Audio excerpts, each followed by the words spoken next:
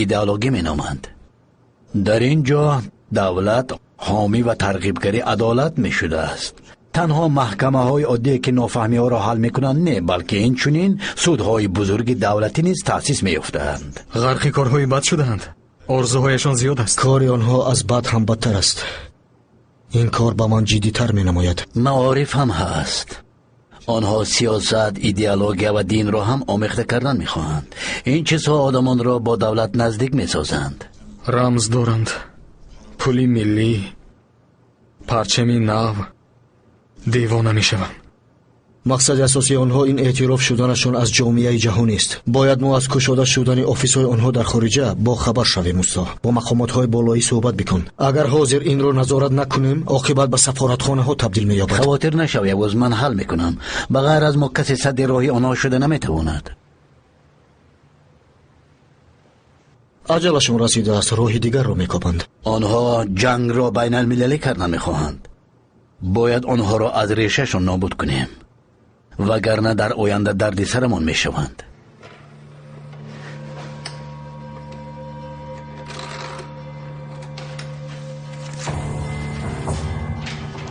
مکتوب آمده است. چی بوده است؟ خبرنگاری با نام لیندا کاگوین. کی بوده است؟ با کی کار میکرده است؟ گفته می شود که با جاسوسان بین المللی علاقه دارد.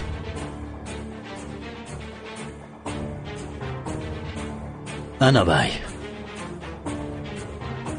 انتظار می رود که جنگ در شرق نزدیک پایان می یابد. جنگی که سالها باز ادامه دارد. هزارها آدمان مردند. میلیونها نفر به سرپناه مانده، ترک خانه و در کردند. اما تا هنوز آدمانی هستند که مبارزه بردن میخواهند.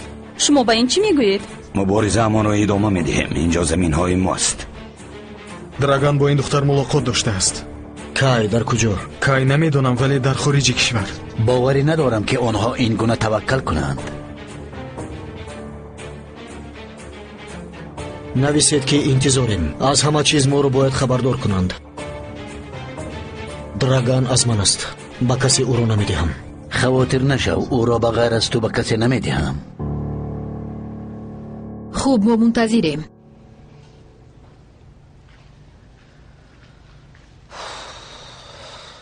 کشافان یک معلومات مهم را صاحب شدند. یک چند حجت به دست آنها افتاده است. آنها مور زده شدند. همین که پورا آموزند به ما هم میگویند. نهایت خبری خوش. خیریت که اون خبرکش نفهمید که اورهان به ما چی رو گفت. ها درست. بگذار در گذشته بماند. تشکر. با کار شدگی باوری هم نمی آید. باوری من هم. مرا سوس بودن سیستم محافظتی من عصبی میکند. چطور سروغای ما رو یافتند؟ ما رو یا تعقیب کردند یا کسی فروخته است. احتمال دوم خیلی خطرناک است. اگر از درون کسی فروخته باشد پس او با کشافان کشور بیگانه کار میکرده است. اکنون چی کار میکنیم؟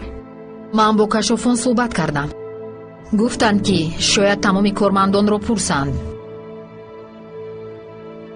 فکری خوب.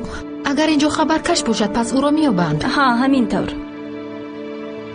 خوب، من هم از پسی کار میشوم. با صحبت میکنیم. دریا همش در گذشته مونه. تشکر.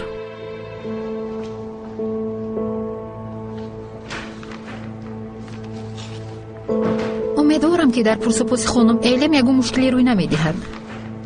چی طور یعنی؟ کارگران بین خود هرچی میگویند.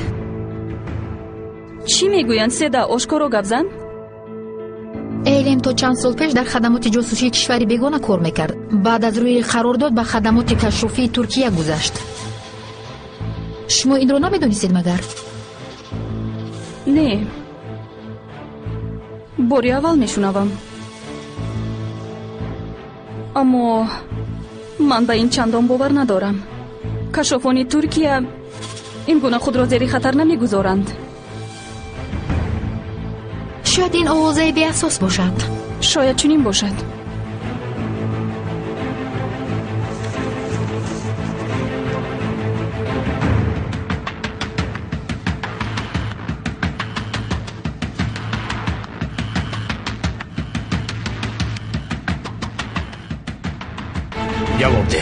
جواب ده آخر.